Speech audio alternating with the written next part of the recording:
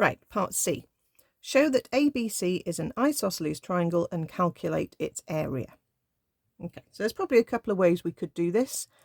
Isosceles means two lengths are the same, so we're going to need to show that two lengths of the triangle are the same length. So our formula for that is the big square root formula, x2 minus x1 squared plus y2 minus y1 squared. You do need to know all of these formulae. Nothing helpful is in the formula book really for AS pretty much at all, but certainly none of the coordinate geometry things are.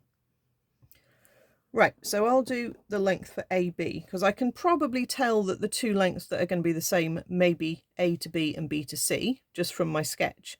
And if I hadn't done the sketch, I wouldn't necessarily know that. So the sketch is very useful for figuring out what you should be doing and not wasting your time doing stuff that isn't needed.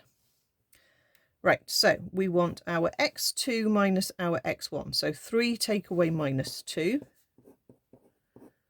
squared. And then our y2 minus our y1 will be 5 take away 0 squared. So that gives me a 5 to square, which is a 25. And that gives me a 5 to square, which is 25. So that gives me square root 50, which if I wanted to simplify it as a surd, I could simplify it down to 5 root 2. Okay, that's a 2, sorry. Okay, obviously your calculator will even do that simplifying step for you, or you could just leave it as root 50 for now. Let's work out B to C, because I think that's probably the other edge that's the same length. So I'm going to use C as 0.2 and B as 0.1. But honestly, it really doesn't matter as long as you're consistent. Okay, so x2 minus x1 will be 8 minus 3 squared. y2 minus y1 will be 0 take away 5 squared. That's going to give me a 5 to square. That's going to give me a negative 5, but when I square it, it gives me a plus 25. So again, I get square root 50. So therefore, I know that AB is the same as BC. I also know that it's not equilateral because I can actually tell what the length of AC is just by counting the squares. Okay, and that's 10 units long, isn't it? So they're not the same as AC. So we've got two sides the same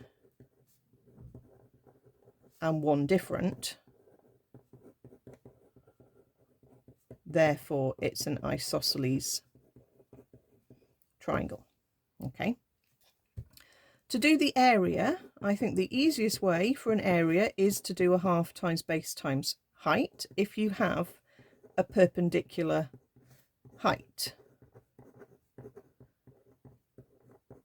Now we've got a perpendicular in our picture, so we're just going to take AB as one of our edges and BC as the other one.